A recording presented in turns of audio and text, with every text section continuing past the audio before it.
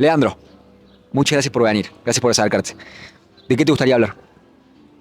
Bueno, me gustaría hablar, si no te molesta, de un relato autobiográfico un poco extenso sobre mi camino espiritual, que empezó en la niñez y ahora tengo 55 años y ya está totalmente afianzado. Me parece excelente la temática que elegiste. Me interesa hacer una muy, muy breve reseña de la conversación que tuvimos, de lo que recuerdo de la conversación que tuvimos. Que me contaste de que por muchos años te emprendiste el camino de ser ermitaño, de vivir en soledad, y hoy de alguna manera lo adecuaste a ser un ermitaño urbano. Me dijiste que vivís en la ciudad, vivís solo en la ciudad y tenés un trabajo a través de la computadora, como, ¿cómo se dice eso? Home office, vamos a decir. Entonces, como hay ese como para tirar un par de datos, en caso de que no se toquen, un par de datos para dar contexto de eh, tu vida y lo poco convencional que han sido tus elecciones de vida. Entonces, para poner la mesa en poner la mesa en un término que no sé si se aplica, pero dar un poco de contexto. A eso voy. Llévame por donde quieras empezar sobre tu camino espiritual. Bueno, ya que has puesto el contexto, yo voy a empezar un poco por el final. Ok. Eh, esta vida que al final elegí ya con total madurez, y luego de venirla soñando un poco inconscientemente desde casi, te diré, la infancia o más precisamente la adolescencia, ermitaño, que después derivó de ermitaño rural a ermitaño urbano. Lo más esencial es que el 9 de junio del 2023 yo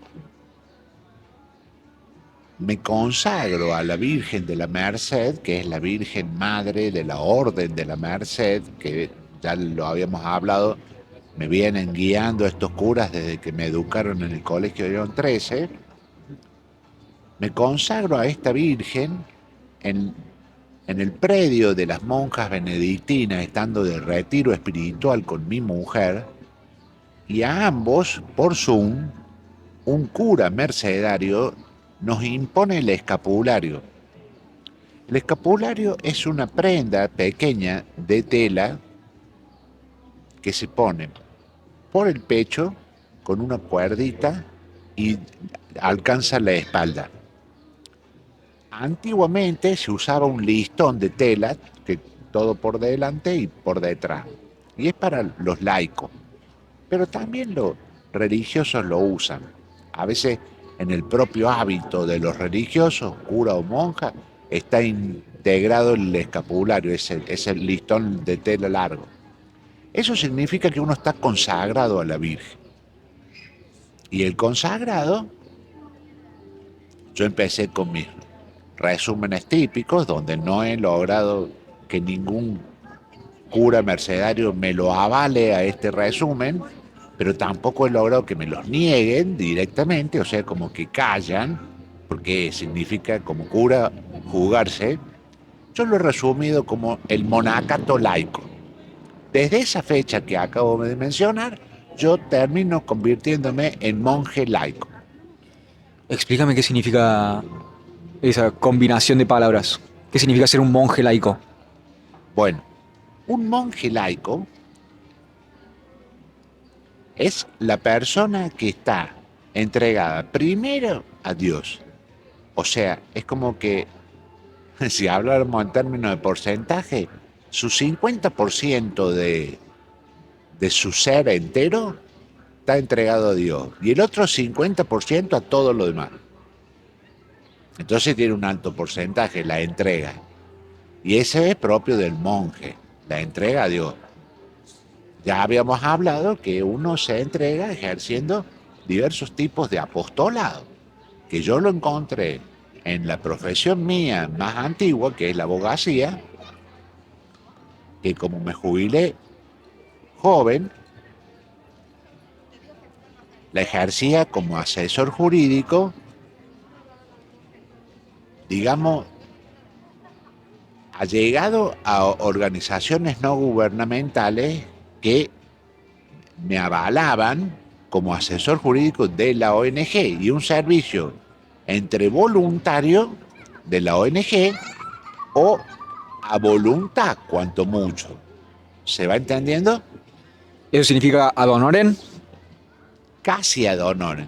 Voluntario es ad honorem. Y a voluntad es cuando yo te digo, bueno, aporte a voluntad. O sea, vos tenés la libertad como cliente de gratificar con lo que quieras y puedas. Entonces, evidentemente, el servicio que yo he hecho como abogado, al no poder ejercer directamente y no poder cobrar tarifas jurídicas o legales, ha sido parte del apostolado que ya lo venía ejerciendo. Yo empecé a ejercer el voluntariado como asesor jurídico por los años 2008 hasta años 2016, 2017. Quiere decir que ya la, la- la fuerza de este monje laico, que como repito fue en el año 2023, en la consagración definitiva, ya se venía gestando. Todo en la vida de uno se va gestando y cuando uno es joven se apasiona, cree que ya está realizado y no. El camino de uno en el área que sea tarda en realizarse. Lo va viendo en la realización cuando uno es maduro.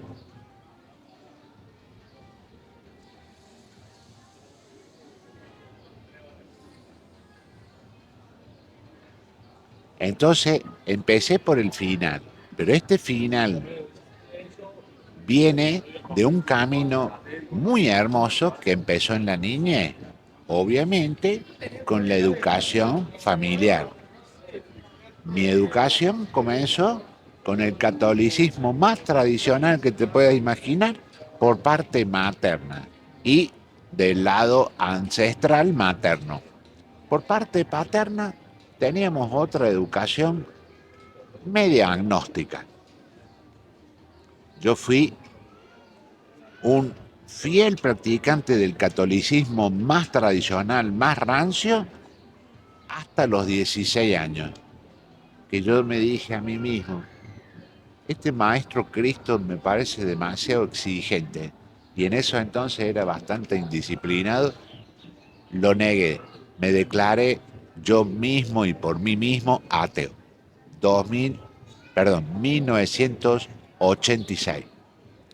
Y estuve 10 años en un ateísmo rancio, porque yo suelo ser blanco o negro, del apasionamiento del cristianismo de la niñez, me fui al apasionamiento por tener una vida donde lo único que existe es uno mismo y la poder y la posibilidad de realización por parte de uno mismo y ningún ser superior, ninguno. Me interesa preguntarte eso en términos prácticos. ¿Cómo se vive a través de eso? Porque es una observación que ni siquiera he hecho yo, es una observación que alguien más ha hecho y que yo comparto, que es que los ateos cuando dicen no creo en Dios o vamos a decir, cuando dicen no creo en Dios no saben qué es lo que están rechazando. Y de igual manera, en pos de vivir en sociedad, más o menos se guían por las mismas normas morales. Más allá de decir no creo en Dios y no ir a misa y no persignarte cuando pasas al frente de una iglesia, qué significa ser ateo y qué es lo que guía tus acciones en términos morales. Creo que lo que sea que guíe tus acciones y que te integre como persona y que haga que no estés ansioso, a eso lo podés denominar Dios. Lo que ordena tus acciones en pos de lo que actúas. Entonces me interesa preguntarte en términos prácticos, una vez que no tenías un Dios o un principio metafísico ordenador de la moral y del universo, ¿qué era lo que guiaba tus acciones, expreso o implícitamente, ahora que lo podés ver en retrospectiva? ¿Qué era lo que te guiaba? Me sale agregar una cosa más, pero ya la pregunta está hecha. Creo que muchas veces cuando no tenés una guía moral superior, es muy fácil caer en impulsos, sea lujuria, sea fiesta, sea dinero y poder y codicia. Entonces como que siempre hay algo que llena ese vacío existencial, si no entras en conexión con la conciencia universal o lo que, como quieras llamarle a Dios. Me interesa preguntarte eso. ¿Cómo fue tu tránsito por esos años en los cuales eras un ateo autoproclamado? Bueno, me parece muy buena tu pregunta. Efectivamente, cuando uno es ateo, se suele caer en excesos de todo tipo. Los que se estaban formando en mi persona eran los excesos que vos mencionaste eh, relacionados con la fiesta, nada más. ¿Qué hacía que quisieras salir de fiesta? Disculpa que te interrumpa. ¿Era la adrenalina de que algo nuevo podía pasar? ¿Era la novedad? ¿Lo extraño? Eh, a pesar de que era un ateo extremo y por lo tanto tampoco creía en nada de la astrología, lo que hacía que yo buscara la fiesta era mi naturaleza ariana. Soy ariano. Y un ariano es por naturaleza una persona muy sexual. Y ahí nomás me quedo. Muy sexual. Entonces, es natural para un ariano tener esta tendencia. Y se relaciona con lo que hablábamos en la vez pasada. ¿Por qué buscas la fiesta? ¿Por qué un ariano busca la fiesta? No significa que un ariano sea del eneatipo 7 que hablábamos el otro día, que todo ariano sea. Pero si te toca ser un eneatipo 7 ariano, pues vas a buscar la fiesta para llenar el vacío existencial. Ese vacío que, como ateo o sin ser ateo, lo llena con la fiesta de la juventud que están haciendo y las hormonas a flor de piel. Entonces, en realidad, volvamos a repasar un poco lo que hablábamos el otro día, porque ahí está el punto. ¿Qué busca con la fiesta un ser humano? Un ser humano del eneatipo 7 sufre vacío existencial. Por lo tanto, no le gusta ningún dolor, sufrir ningún dolor de la vida. Huye de los dolores. Huye con los excesos. Todos los tipos de excesos juntos, los que te podés imaginar, fiesta, vicios de porro, al tabaco en exceso, otros vicios más graves, eh, eh, bueno, a veces también el casino, todo ese tipo de vicios o excesos que empiezan a cobrar forma en la juventud están relacionados con una necesidad de huir del dolor a través de la búsqueda de emociones que te hagan sentir euforia o una manera exacerbada, exagerada y excesiva de alegría. ¿Es alegría? No, ¿Es una ilusión de alegría? ¿Es placer? Ciertamente. exacto. Vos crees, o sea, estás buscando, te estás formando tu yo. No sabes que no es alegría. Te queda mucho camino por andar para descubrir que la alegría viene por otro lado, viene por el lado... Epa, no te Ahí voy. hagas. La Eso. alegría pasa por el lado del corazón.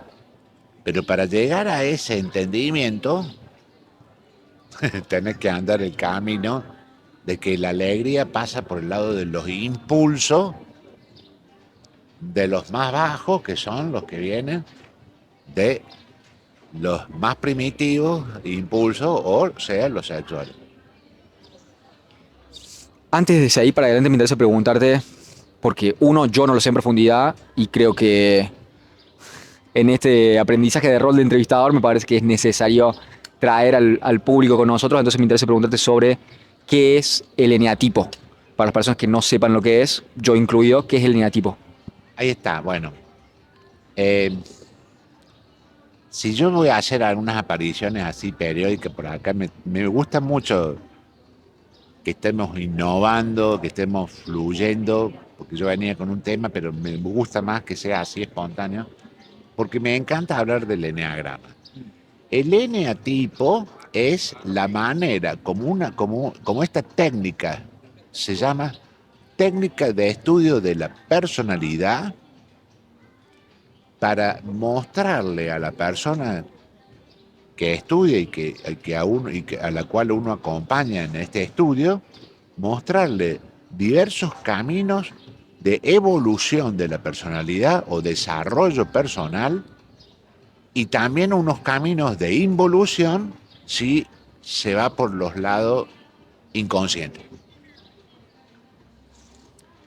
Lo que nos enseña el eneagrama es que existen 9 tipos paradigmáticos de personas o arquetípicos, y cada una tiene un nombre por el cual se lo conoce, que generalmente cada eneatipo se lo conoce por varios nombres, y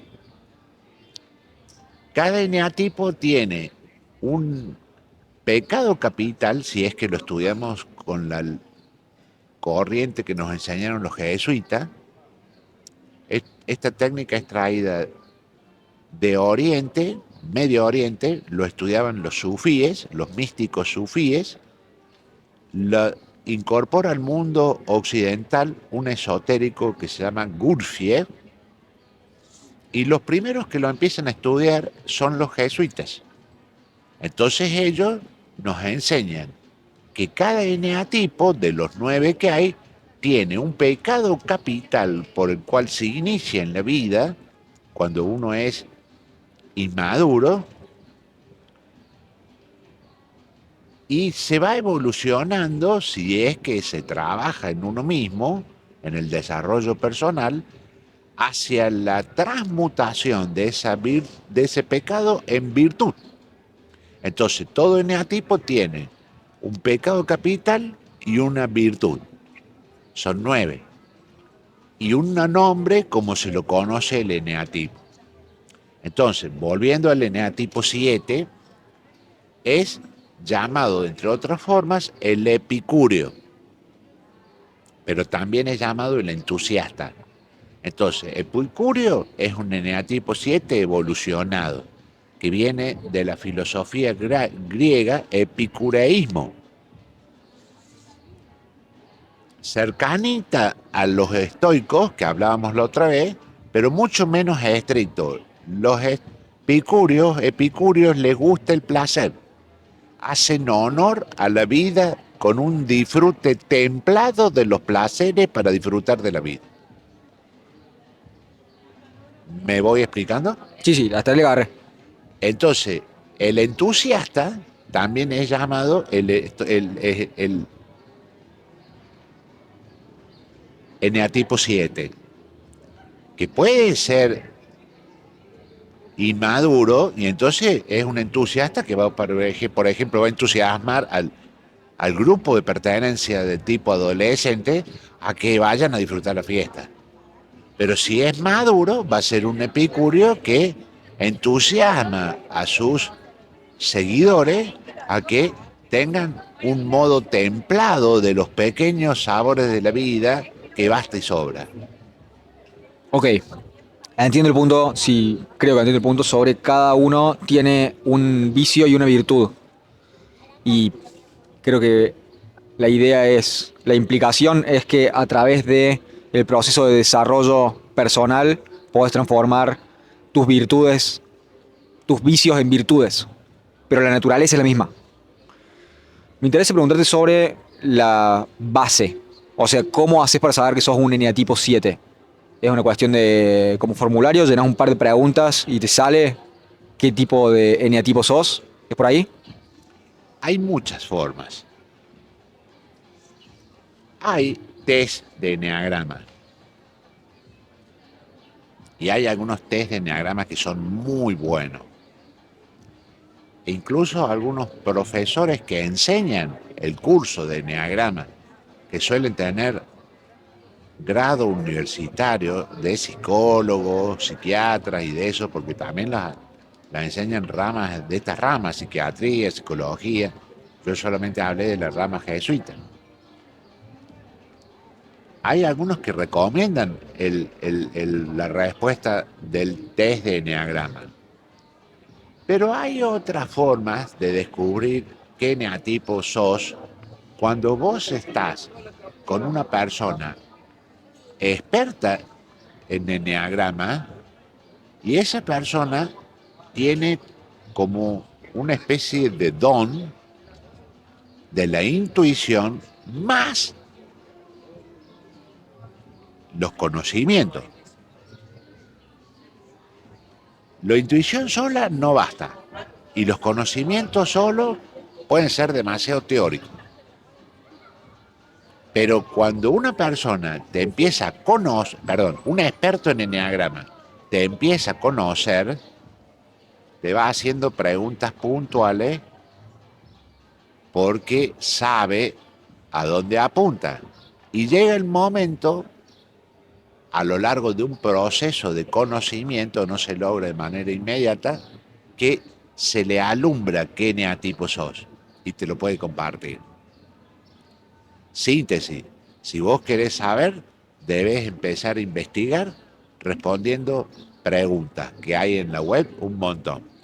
Si vos te pones en manos de un coach eneagramático, por ejemplo, te va a acompañar unas cuantas sesiones hasta que se le revele al coach qué eneatipo sos. ¿Qué es algo que encontraste a través del eneagrama que no encontraste en la religión? Otra muy buena pregunta.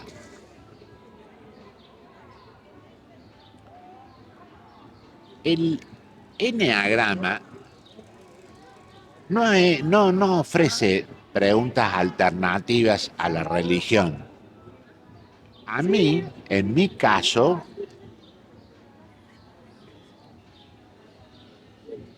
me dio un conocimiento que yo lo he logrado traducir al modo religioso, católico, me brindó un conocimiento explicativo que por no haber sido un estudioso acérrimo de la Biblia, no lo encontré en la Biblia. Me explica cosas que yo sabía por dogma. O sea, en la religión se nos enseñan muchas lecciones. Algunos son dogmas. Dogmas son, esto es así porque hay que creer en esto y es misterio. No hay forma de explicarlo. El eneagrama ayuda, por ejemplo, con los dogmas para encontrarle el sentido y la explicación. Y a mí me ayuda porque a pesar de haber hecho la primera carrera de abogado, la psicología siempre me gustó. Y como no me largué a estudiar psicología, yo siempre digo que el coaching y el eneagrama son carreras y técnicas muy propicias para quienes no somos psicólogos. Son carreras de tipo psicológica que pertenecen a la ciencia psicológica para los que no somos psicólogos. ¿Cuáles son las similitudes y las diferencias? Me dijiste coaching y me dijiste otra palabra. Gramático. Bien, pero no sé si estabas hablando de dos carreras o profesiones o persecuciones profesionales distintas. Como Mira, me dijiste coaching, me dijiste que no es psicología, pero que es psicológico en su naturaleza, y creo que me dijiste otra palabra que no sé si es coaching enneagramático, que sería un tipo de profesión, o si me dijiste otra más fuera del coaching. Se me perdió eso. Pero si no, nos metemos por allá. ¿Qué similitudes y diferencias hay entre el coaching y la psicología? bueno, mira, yo primero me recibí de abogado. Ya me gustaba la psicología y tenía ganas de completar los estudios con un posgrado. Y entonces empezaba a buscar por dónde estudiar ese posgrado. Y empecé a buscar lo vinculado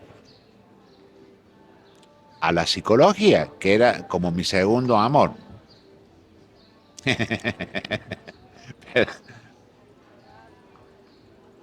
Y encontré a través de la Fundación Universitaria Iberoamericana, FUNIBER, que es una fundación que congrega varias universidades iberoamericanas. Encontré en FUNIBER, en la oferta educativa, una carrera de posgrado, especialidad o maestría, según lo que vos eligieras, que pertenecía a la Facultad de Psicología. Dentro de la Facultad de Psicología estaba la especialidad en coaching y la maestría en coaching. ¿Me voy explicando? Sí, me interesa preguntarte eso, como, ¿esa es la carrera? Me dijiste maestría y me dijiste otra palabra, ¿no era licenciatura? ¿Puede ser? No, especialidad. Estamos hablando de un posgrado. La licenciatura es una carrera de grado. Bien, y maestría en coaching. Me dijiste que era parte de la rama de psicología de la universidad o de la facultad de psicología. Ahí está. ¿Y de qué iba la carrera de coach? ¿La tomaste, presumo? Yo le empecé a estudiar, aprobé todas las materias y me clavé en la tesis. Así que bueno, pero eh, anduve, anduve viendo que en Argentina, al no estar reglamentados los colegios de coach, uno todavía puede ejercer el coaching de manera idónea.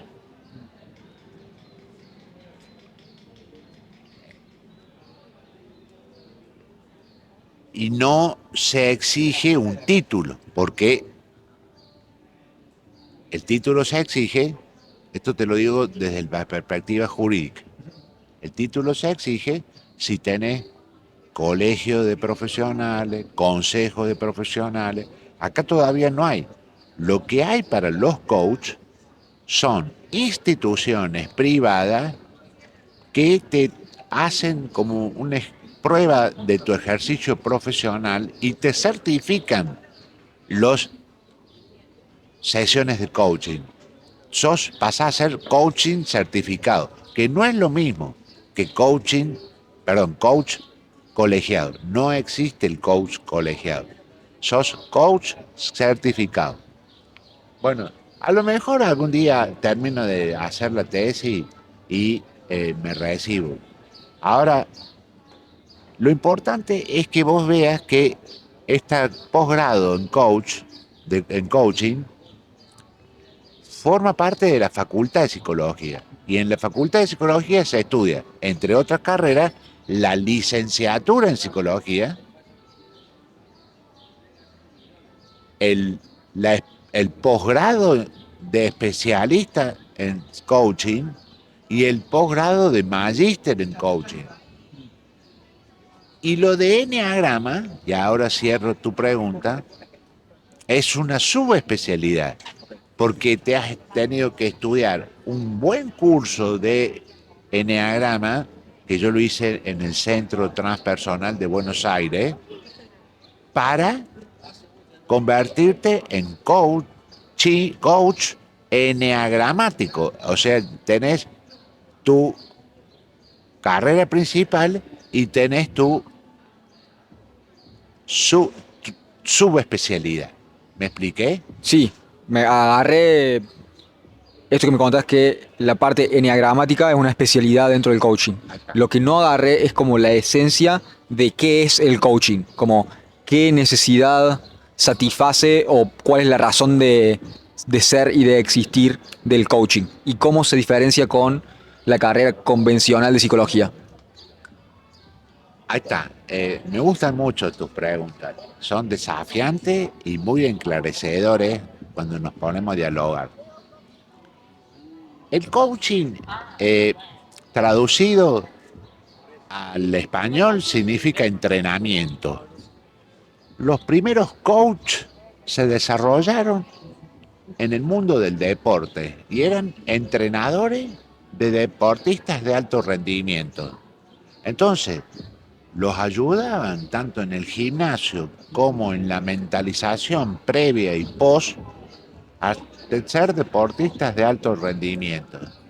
Hasta que se dieron cuenta que estos personajes, los coaches, que ya empezaron a aparecer finales del siglo pasado, se dieron cuenta que podían ayudar a entrenar otras áreas del ser humano. Y ahí aparecieron varias áreas que son clásicas del coaching. Entonces tenemos que distinguir. Coach es el profesional que te entrena. Coaching es el proceso que se lleva a cabo entre el profesional y el cliente, donde se va avanzando en ese proceso que algo parecido, pero que no es lo mismo, es un tratamiento. O sea, el proceso sería como el tratamiento. Y el cliente se lo llama o bien cliente o bien coachee. Claro. Ahora bien, las ramas tradicionales del coaching que se desarrollaron en estas ramas técnicas del coaching son desarrollo personal, cuando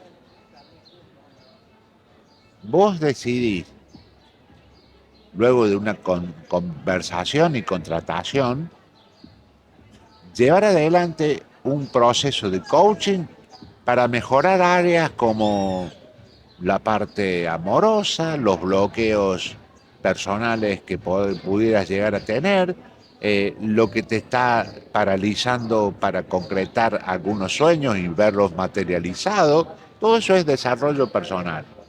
Después está el coaching empresarial, que es más bien alta gama, que son los coaches que manejan grupos de personas en las empresas y que están dirigidos para lograr mayor productividad, mayores ventas en la empresa.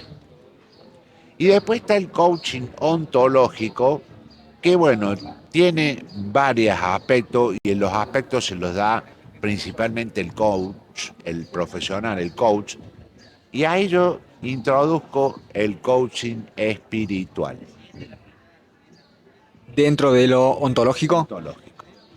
Y hay otras ramas, como por ejemplo el coaching sistémico, pero ya ese está bastante lejos de mi ejercicio. El coaching ontológico, básicamente la forma que yo lo ejerzo espiritual, es otra de mis especialidades. A mí me gusta darle a la persona que estoy acompañando, que yo también le llamo así, acompañado y acompañante a mí mismo, me gusta darle contenido para que descubra básicamente cuál es su propósito en la vida, para qué está acá y cómo puede hacer para superarse en todos los ámbitos. Y entonces, obviamente, en algún momento vamos a tratar el tema de la espiritualidad. ¿Qué es la espiritualidad en en esta configuración? O sea, ¿qué hace que tengas que tocar la espiritualidad tarde o temprano en tu forma de ver las cosas? Es una de las tres patas básicas que nos conforman. Tenemos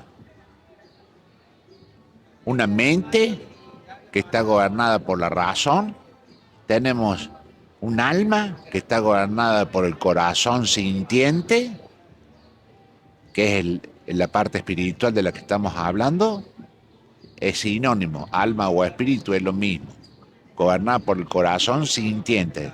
Y tenemos un cuerpo que es lindo mantenerlo sano, saludable y entrenado. Si estas tres patas están en armonía, como nos enseña mi mujer yogi, yoga significa unión de estas tres patas. Si estás en armonía, todo tu ser está marchando sobre ruedas. Ok, entonces la espiritualidad siendo una pata importante sobre tu conexión y sobre tus sentimientos, también me dijiste. Como tu conexión con el... Decime mucho en esto, ¿tu espiritualidad es tu conexión con la divinidad? ¿Estarías de acuerdo en decir eso? Volvemos a lo que habíamos hablado el otro día. Lo que nos enseña Cristo es divinidad a la cabeza, luego el prójimo como uno mismo. Y lo podés usar en cualquier... El orden de los factores no altera el producto. Si vos trabajas sobre vos mismo, vas a estar aprendiendo a conocer al otro y trabajando en un mejor amor hacia el otro, hacia el prójimo, y vas a llegar por añadidura a Dios. Pero eso es como la síntesis de lo que significa la espiritualidad. Si vos estás negando alguna de esas tres aspectos de la síntesis, te va a estar negando la espiritualidad.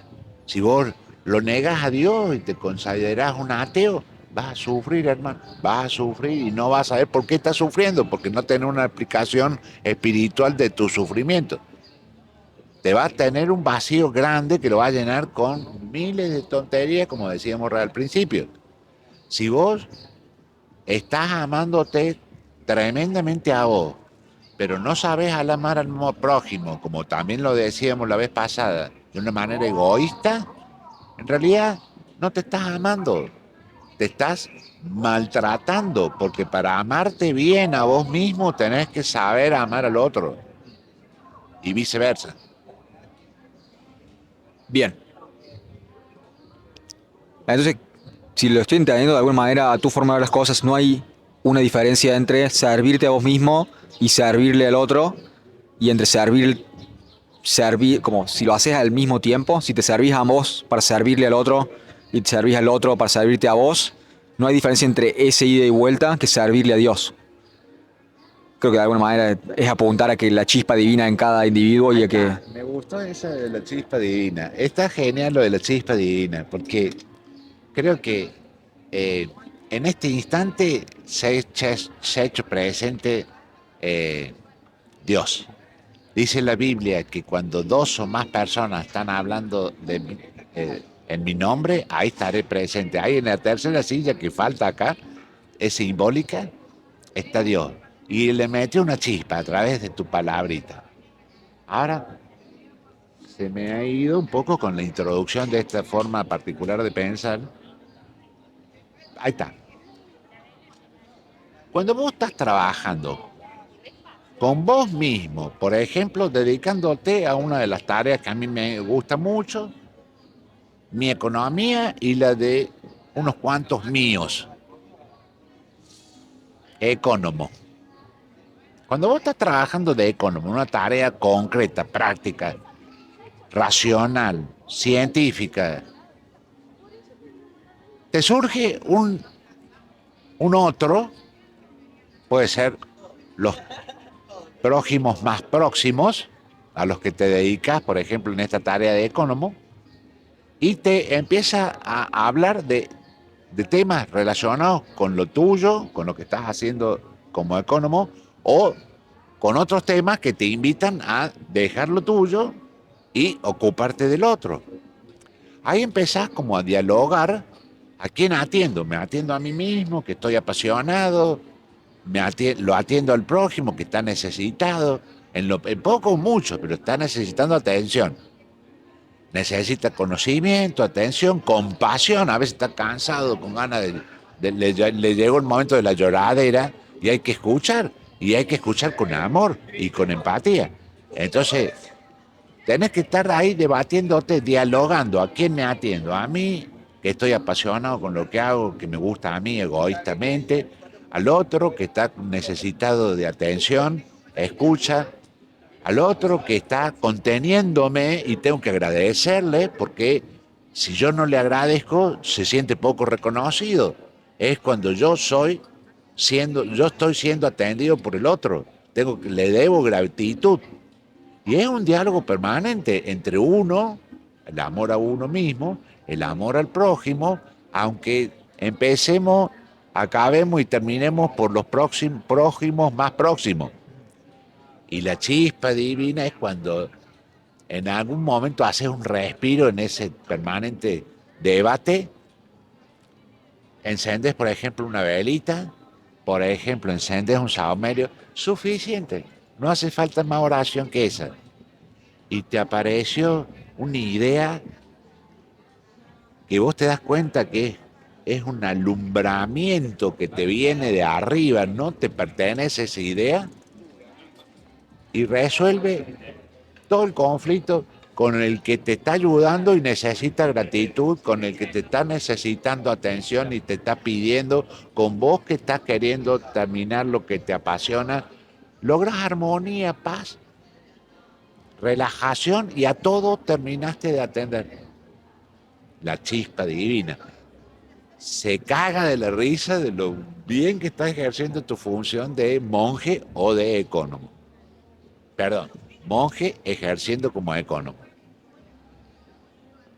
Bien, si lo agarré, entonces me decís cómo hay algo dentro de cada uno, que es la moralidad codificada, que en el mejor de los casos es lo que debería guiar tus acciones. Porque constantemente tenemos prioridades que tenemos que ordenar. Entonces, como hay muchas cosas importantes.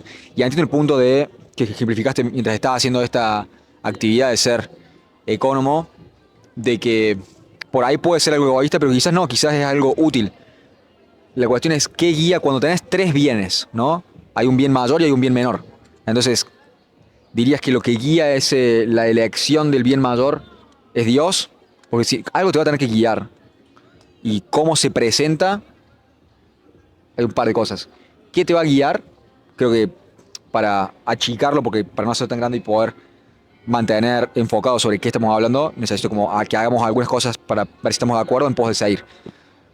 Lo que te debería guiar es Dios. ¿Estarías de acuerdo con esa premisa? Sí, señor, totalmente. ¿Cómo se manifiesta Dios en pos de saber que es esa su voz y no la tuya? ¿Me entendés? Porque esto que volvemos a hablar sobre el ateísmo, si no existe tal cosa como un principio universal que demanda obediencia y que impone el orden moral, si lo podemos crear nosotros, ¿por qué no matar, robar y violar? ¿Por qué no seguir nuestros propios placeres y sucumbir ante las tentaciones que nos aquejen en el momento? Entonces, nos debería guiar ese orden moral. ¿Cómo se nos presenta? ¿Cómo sabemos que nos está hablando eso y no la voz de seguí tus placeres? Barra, ¿cómo sabemos que escuchar a esa voz una vez que identificamos que está presente y que no es nuestra, sino que es la voz de Dios? ¿Qué nos hace saber que tomar esa decisión que nos está pidiendo que tomemos es la decisión correcta? Buenísima esto de volver a la parte del ateísmo, que había quedado este gran bache sin explicar. ¿Qué nos guía cuando somos ateos? El ateísmo no tiene un Dios, no tiene ningún ser superior, es solo uno y qué más. No es solamente uno para el ateísmo, es la cultura que lo rodea, la educación que ha recibido, la psicología que se ha formado el individuo, y si todo eso es bueno, bienvenido sea, porque va a ser un hombre de ley. Lo digo en doble sentido, de ley, porque la ley es algo que nos gobierna a todos los ciudadanos. Entonces, el ateo, si es de ley, valga la redundancia, va a obrar con ética, que va a ser otra norma casi superior a él mismo. Y va a ser un ateo de ley con una ética intachable. Va a tener principios familiares que le han formado una psicología noble, nobleza de espíritu, que nada tiene que ver con la nobleza del sistema de gobierno, la monarquía. La nobleza de espíritu lo va a tener por la psicología lograda en la educación original. Y va a ser un hombre noble. También los griegos le llamaban arete. Arete es la nobleza de espíritu que está preparada para cualquier ciudadano. La eugeneia es la nobleza de cuna, la que se recibe por herencia, perdón, sí, por linaje. Entonces, ese es un ateo que no sabe, porque no cree, no puede creer que Dios lo está protegiendo desde la cuna, pero no la cuna noble, sino la cuna de su casa, de su familia. Lo está guiando porque le tiene esperanza. Dios espera a este ateo a que alguna vez retorne a la casa del Padre. Es un hijo predilecto del Padre. Algún día este hijo pródigo va a volver y como Dios se la sabe toda, lo espera tranquilo, paciente. Ahora, si el individuo que es ateo en estas etapas tan difíciles de la vida, que es la conformación de un yo, no tiene todas estas fortalezas que hemos mencionado, y pobrecito, va a estar muy a la vera de Dios, va a estar en la otra orilla y tal vez se extravíe en la vida. Creo que estoy en desacuerdo con vos en eso, pero creo que es una cuestión de definiciones. Una forma de que yo tengo que entender a Dios, y no es extensiva, no es todo lo que Dios es, claramente, porque es inefable, como nunca podemos terminar de describir a Dios, sino que es un constante descubrimiento de la humanidad, calculo. Pero a mí entender Dios es lo que guía tus acciones y unifica tu psiquis. Por ejemplo, somos seres que tenemos muchas necesidades. Tenés ganas de comer, tenés ganas de ir al baño, tenés ganas de dormir, tenés ganas de progresar en la vida, tenés deseos sexuales. ¿Qué es lo que va a ordenar todo eso? Algo superior, algo que diga, bueno, ahora te toca a vos, ahora te toca a vos, ahora te toca a vos. Entonces, esta persona que vos me estás diciendo que es atea, pero que de igual manera se mueve con ética y cumple las leyes, está siendo guiada por algo superior, por una moralidad, aunque sea una moralidad social o performativa, como bueno, en realidad no creo esto, pero actúo de esta manera. Hay que ver qué lo guía, pero al menos está actuando acorde a la ley. Lo que sea que lo guíe, incluso si dice no creo en Dios, pero si se comporta similar a lo que Dios querría que se comporte, a mí me parece que esa persona es más cristiana a través de sus acciones que la persona que dice creo en Dios y actúa contrariamente a eso. Entonces creo que hay un par de cuestiones en las cuales hay que ponerse de acuerdo en temas de definiciones sobre qué significa creer y qué significa Dios. Porque a mi entender, esa persona que proclama ser atea y dice no creo en Dios, algo la guía.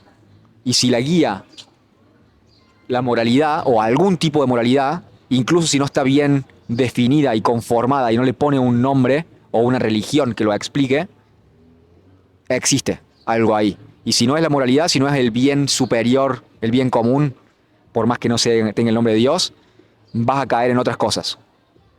Puede ser cualquiera de los pecados capitales, elegí como. Puede ser la búsqueda del poder, puede ser los placeres, sea cual sea. Creo que hay una forma de ponerlo que es como está Dios o una infinita cantidad de becerros de oro, en términos bíblicos. Entonces como vas a tener que adorar a alguien. Hay una canción de Bob Dylan que dice You gotta serve somebody. Vas a tener que servirle a alguien. Puede ser Dios, puede ser el diablo, puede ser tus impulsos sexuales, pueden ser tu persecución del poder a través del dinero o a través de la fama o del estatus, o puede ser la moralidad como algo superior. Incluso si no la llamas Dios. Cualquier cosa que elijas actúa como Dios para vos. Como un tema de definiciones, lo que estoy proponiendo. ¿Cómo te suena esa idea? Porque eso creo que tenemos como una concepción de ateísmo muy superficial. Ateísmo significa decir, yo no creo en Dios. Bueno, perfecto. ¿Qué te guía? Creo que esa es la pregunta más importante. ¿Cómo te suena esta idea de Dios siendo lo que guía tus acciones? Bueno, me parece muy buena. Ahora, primero que hace tanto que dejé de ser ateo que ya me he olvidado un montón. Eh, ahora, En la Facultad de Derecho me tocó la cátedra A, que en mi época era los que íbamos a colegios religiosos, nos tocaba la cátedra A. Y los que iban a colegio público les tocaba la cátedra B. La cátedra B era positivista, o sea, era dada por profesores ateos. Y la cátedra A era dada por profesores católicos, la mayoría católicos. A mí me enseñaron en primer año el derecho, en la introducción al derecho, lo que es el derecho natural. El derecho natural es como una ley que no está escrita, pero proviene de la voluntad, perdón, de la inteligencia y de la voluntad de Dios. Es lo que Dios marca que debe ser legal para el ser humano. Es algo con lo cual el ser humano, como, entiendo el punto, pero me interesa agregar algo a ver si yo lo estoy entendiendo. Es algo que está diseñado por fuerzas superiores a la humanidad, con lo cual si el humano se pelea o trata de quebrarlas o distorsionarlas, sufre, sea la muerte o sea sufrimiento. No sé si me explico. Como hay una ley natural creada por Dios y si tratas de ir en contra de eso, en vez de obedecer la naturaleza que ya existe, sea la naturaleza humana o la naturaleza de la realidad, el ser humano sufre. ¿Cómo te suena esta idea? Sí, sufre. Los curas de hoy en día tratan de ser muy cautelosos para, como tiene tan mala fama el catolicismo, por ejemplo, de un Dios castigador, tratan de hablar poco y nada del castigo y del temor de Dios, el miedo que hay que tenerle a Dios. Pero si vos te metes contra la ley natural, sufrís, hermano. Y es un hecho. A mí me encanta la manera como lo aceptan de manera clarita los budistas y los hinduistas. Si vos te vas en contra de la ley natural, sufrís un karma como castigo, lisa y llanamente. No hay otro. Disculpa que te corte, me interesa agregar para no ser, para no darlo incompleto a mi forma de las cosas. Creo que incluso si actúas de acuerdo a la ley natural, sufrís. Como no hay escapatoria del sufrimiento para mí, en ese sentido. Pero es un sufrimiento en pos de algo más importante que vos. Esta idea de cargar con tu propia cruz es como, bueno, no hay camino sin sufrimiento, pero si lo elegís voluntariamente, entonces, y está direccionado al bien, entonces va a hacer que el sufrimiento sea significativo y de que valga para algo. Pero no creo que haya camino sin sufrimiento, entonces creo que no completé la definición, ahora sí. ¿Cómo suena esto? Perfecto. El sufrimiento es parte del ser humano. Yo diría más bien, como me lo enseñó un maestro por ahí, el dolor es parte del ser humano. Porque el dolor está hecho en nuestra naturaleza para enseñarnos diversas lecciones. Y está muy bien lo que vos decís, pero cambiemos la palabra sufrimiento por dolor y ya va a ver por qué. Si nosotros sentimos dolor y somos pendejos y no le encontramos sentido a ese dolor, pues nos vamos a cagar sufriendo. Se nos va a hacer un dolor crónico y se convierte en sufrimiento. No le vamos a encontrar sentido. Finalmente, cuando maduremos o nos sanemos, porque también uno puede empezar por los caminos complicados, no solo cuando es inmaduro, sino cuando también es insano, por algún motivo insano.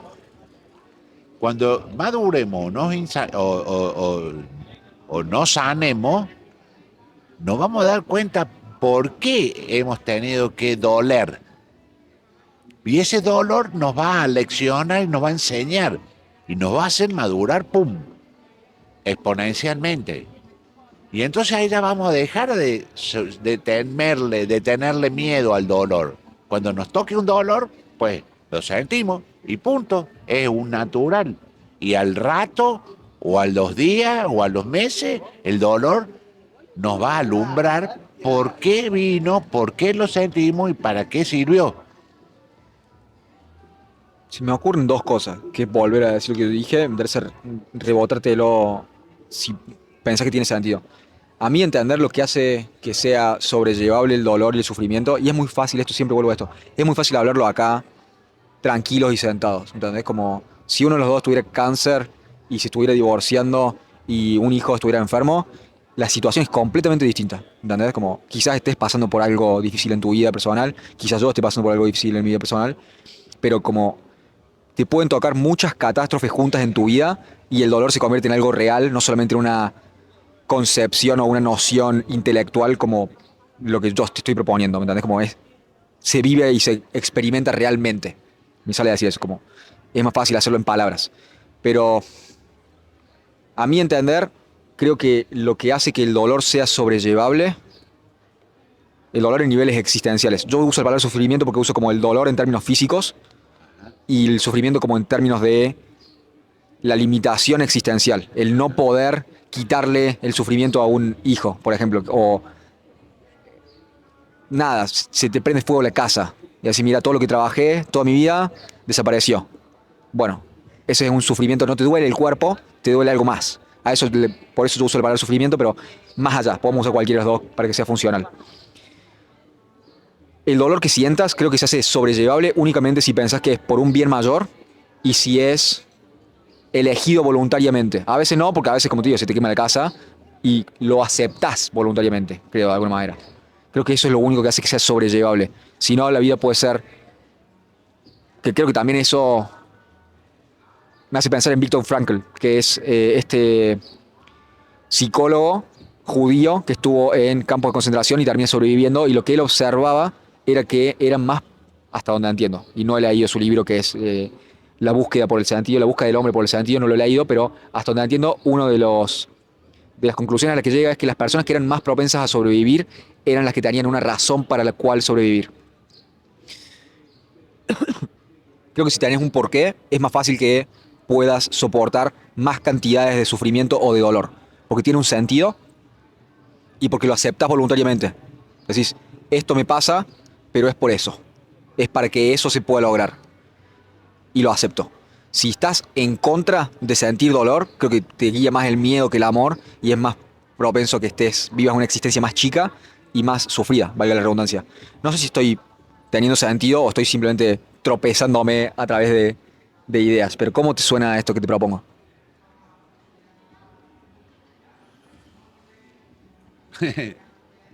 Vos sabés que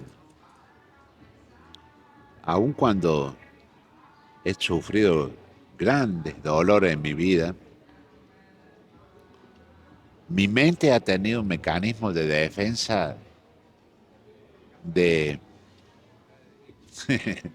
de evasión que ha sido negarlo lo antes posible al duelo. A veces pienso si no me habrán quedado duelos importantes sin cerrar, heridas sin cerrar, y que cada tanto esas heridas, como no están cerradas, vuelven a supurar y duelen de nuevo.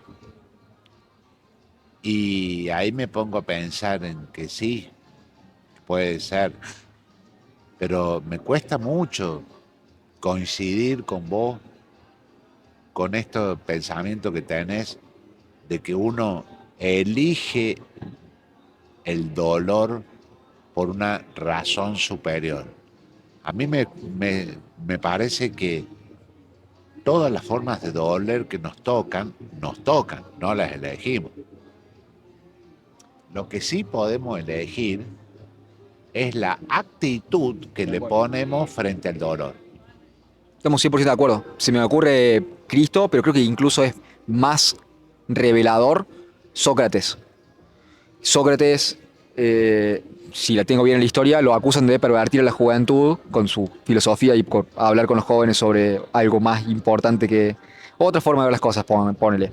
Lo declaran que para que muera, lo ponen preso y le dicen, bueno, en tal día te vamos a venir a buscar para matarte, pero si querés escapar te podemos dejar escapar. ¿Entendés? Como si te querés exiliar, autoexiliar, te dejamos vivir. Y Sócrates, en su apología, que es como su disertación ante la corte, bueno, como les dice por qué todo lo que están haciendo va en contra de sus propias... los deja de cara, para decirlo corto. Y, y lo guía un demonio, según dice él, que siempre le dice qué hacer. Es una voz que siempre le dice qué hacer. Y esa voz le dijo, tenés que morir. te toca morir. Y él le hace caso a esa voz. Podría haberse escapado. Creo que de hecho en la historia bíblica, que tampoco he leído la Biblia y como tengo las historias por tradición oral y por lo que he escuchado y lo tengo de oído, creo que hay una conversación justo antes de la crucifixión en la cual Jesús básicamente habla con Dios y Dios Padre y le dice como, ¿realmente tengo que hacer esto? Y es como, no, pero sí. Capaz que estoy hablando giladas, no leí la Biblia. Estoy de oído todo. Pero eso, como podés aceptar esa catástrofe que implica la vida y el sufrimiento que te traiga y hacerlo con, creo que es muy, quizás ingenuo, pero esto que dice Camus de imaginar a Sísifo feliz, quizás no sea suficiente para muchas personas, pero esta idea de tenés una piedra que tenés que constantemente subir por una montaña y cada vez que la subís cae y es repetitivo y es para siempre vas a estar limitado y para siempre vas a tener sufrimiento y cuando menos te la esperes un pijazo te va a pegar, entonces como va a haber catástrofe en tu vida, pero ¿qué vas a hacer al respecto? Podés quejarte de que Dios te dio mal las cartas y de que la gente no te ayuda y los políticos y la sociedad no te entiende y bueno, X. O podés cargar con tu sufrimiento y con tus limitaciones de la mejor manera posible, con dignidad, con nobleza, sin hacer peor de lo que debería ser la situación. Puede estar pasando todo mal y podés resentirte contra la vida y contra la situación y putear a todo el mundo, o llevarlo con dignidad y con cierta integridad. Creo que esos son los caminos. ¿Cómo lo ves? Ahí me vino una revelación cuando hablabas. Sócrates tenía el método de la mayéutica, que era por medio de preguntas y respuestas. Ahora estamos haciendo mayéutica total. Y es verdad, él bautizó a su espíritu que le hablaba, Daimon, Claro. pero no era un demonio. Era en términos de hoy, era un ángel, ¿Dirías que es el Espíritu Santo? tal cual, tal cual. Lo que pasa es que los griegos recién estaban empezando a descubrir y le pusieron daimon, y después la palabra daimon calcula que el demonio es un término que empieza con el cristianismo, no lo conocían los griegos, pero es el Espíritu Santo.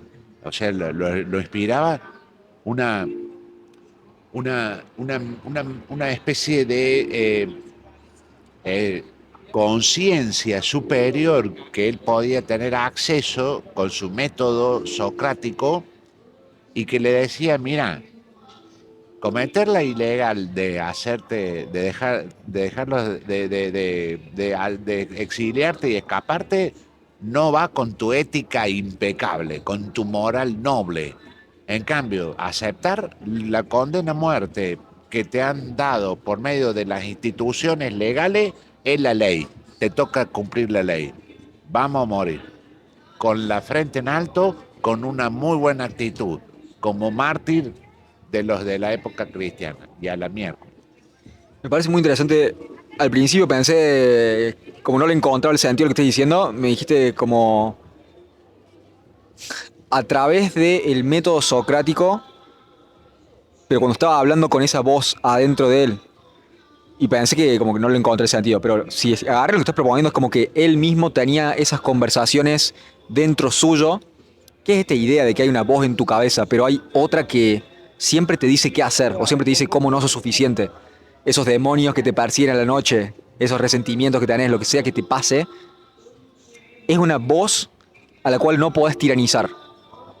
Entonces creo que lo que propusiste es, decime si lo entendí de otra manera, que no era la que tenías intención de expresar, creo que lo que propusiste es, él utilizaba la forma en la cual hablaba con los seres humanos para conectarse con esa metodología, con este espíritu. El tratar de preguntar en pos de ganar esa sabiduría sobre cómo debería actuar. ¿Es por ahí? Sí, totalmente. Se lo suele llamar diálogo interno, es una forma de meditar o también de orar. Es parecida la oración de la meditación. Yo las distingo de una manera muy fácil. Orar es hablarle a Dios o a cualquier entidad superior que uno quiera pedirle. Porque no es solamente pedirle, es hablarle. Un día le hablas de gratitud, otro día le hablas pidiendo, otro día le hablas rogando, otro día le hablas llorando, etcétera. Y meditar es escuchar esa voz que decís vos. Pero ahí está la trampa, y ahí estamos hilando fino o puliendo más el asunto de lo que salió la vez pasada en la otra entrevista. El diablito y el angelito. En las noches, y no solamente en las noches, a veces también en medio del día, cuando estás tranquilo, cuando estás solo, suelen llegar a torturarte el diálogo interno este. Y acá vamos a ir viendo la metodología socrática, tanto con otro como con uno mismo, la mayéutica. Volvemos a decir que la mayéutica es un diálogo que Platón, su discípulo de Sócrates, lo pone por escrito, porque Sócrates no dejó nada escrito, ninguna prueba de su filosofía. Platón pone la prueba, la filosofía de Sócrates la pone por escrito en los libros que escribe.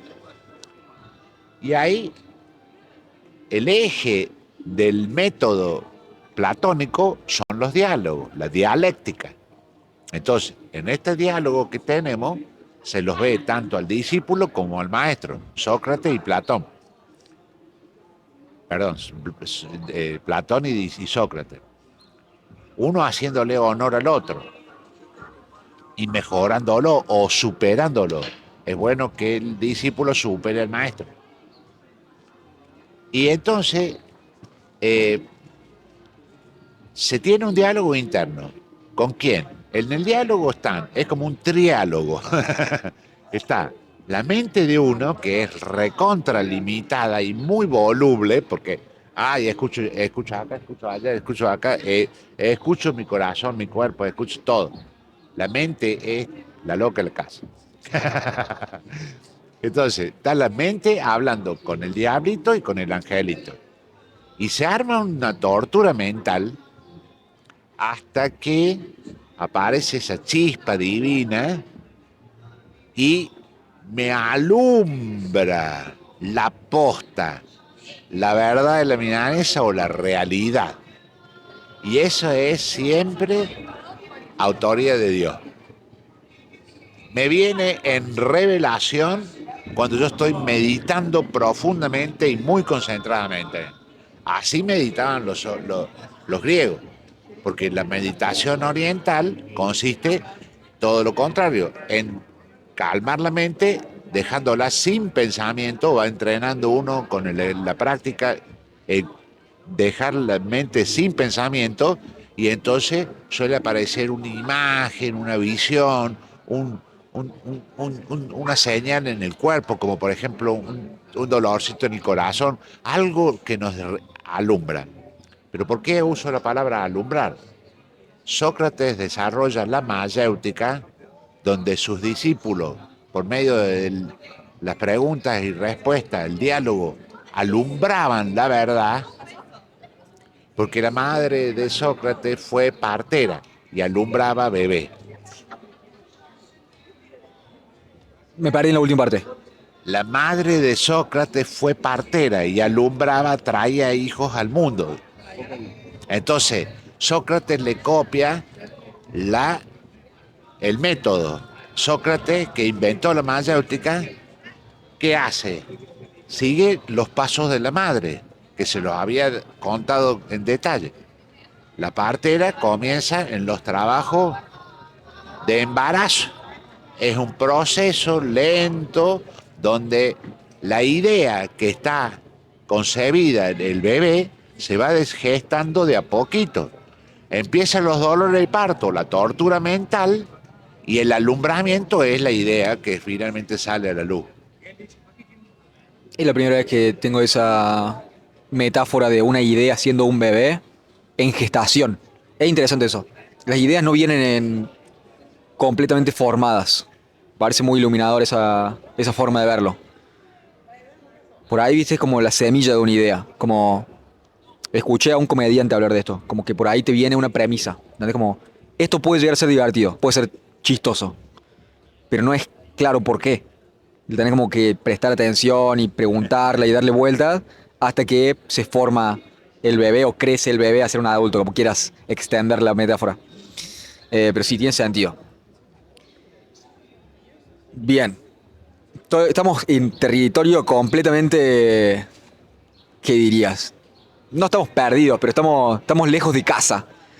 Fuimos por muchos lados. Así que me interesa preguntarte si tenés, creo que también estoy agotando mi batería mental, como que estamos digamos, al límite de mis capacidades cognitivas, al menos por hoy. Preguntarte eso, si hay algo con el cual te gustaría volver a atar, porque se nos fue yendo el barrilete.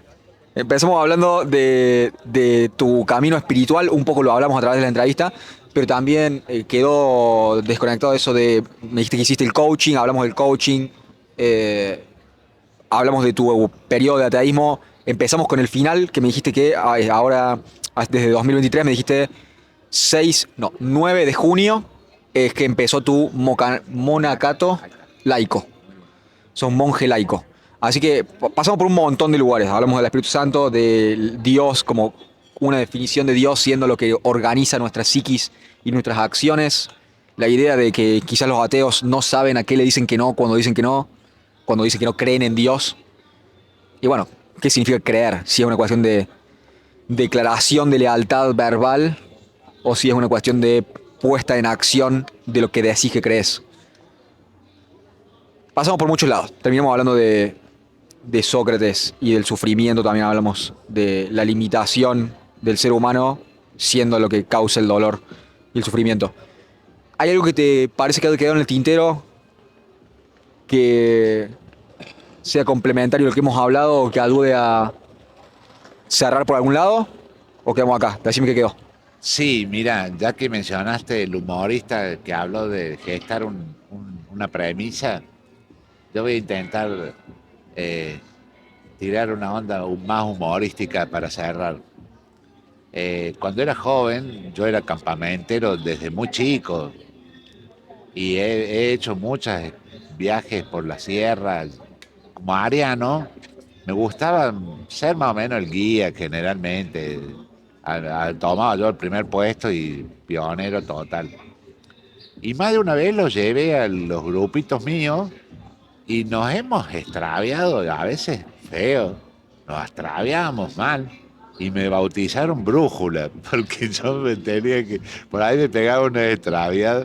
Ahora, también me pasa cuando manejo y no estoy con GPS, nada, estoy así, clina, limpia, que por ahí me extravío, pero yo sigo lo que me enseñó un amigo de la vida muchos años después. Yo puedo estar extraviado, pero jamás me pierdo en la vida.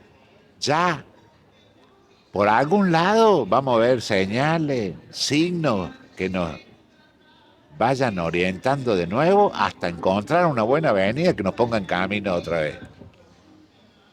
Habrá un cruce más adelante. Habrá un cruce de retorno. Leandro, antes de dejarte ir, me interesa darte este espacio en caso de que quieras promocionar algo, en caso de que quieras ser encontrado por redes sociales. Este es el momento. Bueno, cómo no. Sí, voy a promocionar el blog que no me salió la otra vez. www.vulnerablesfuertes, todo junto, .blogspot.com. Y tengo que deletrear la palabra blog. Es Blogspot.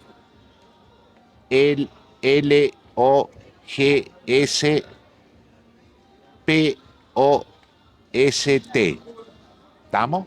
Excelente. Lo voy a añadir en la descripción, así la gente puede ir a buscarte y si lo agarro, el blog va de escritura. Son escritos tuyos, ¿verdad? Son escritos, sí. Yo soy escritor, tal vez mucho antes de todo esta historieta.